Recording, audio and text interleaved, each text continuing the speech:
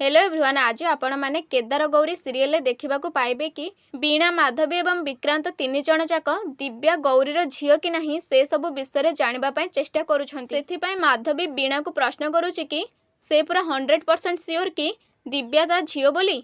आउ ए सब पर वीणा ताकू कहे कि नाई सासुमा से सियोर नुहंती, किंतु सेथिपाई से डीएनए टेस्ट काली करबा को जाउछंती। आउ ए सब सुनिला पर माधवी ताकू एमिते कहे कि हेले हाँ जे घरे एते सब लोक थाउ थाउ तू मते ए सब विषय आसिक कौन पाई जणाऊचु? आउ ए सब पछरे तोर उद्देश्यटा कौन? आउ ए सब पर वीणा प्रथमे टिके हसी दिए, आउ तापरे पुणी कहे कि मु जानिथिली सासुमा तमे जमारो भी मो कथारे विश्वास करिबनी। आउ हाँ, या पछरे भी मोर गोटे बहुत बड़ स्वार्थ अछि। तमे कौन भाबुच सासुमा?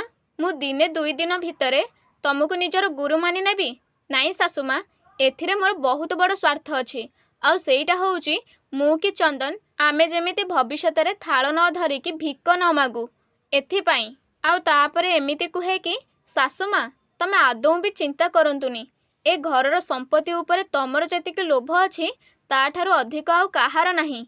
आउ तापरे पुणी एमिति कुहे कि आउ जदि प्रमाण हेई जाए कि दिव्या होउची गौरी अपांकर झियो, ताहाले आपणको पुओ चंदनकर संपत्ति रु दिव्या मध्य भाग नब। आउ तापरे टिके मुरुकी हस हसी देके एमिति कुहे कि आ मु जेतिकी जानिचे सासुमा तुमको तमे ए सबु जमारू भी हबाकू दबनी।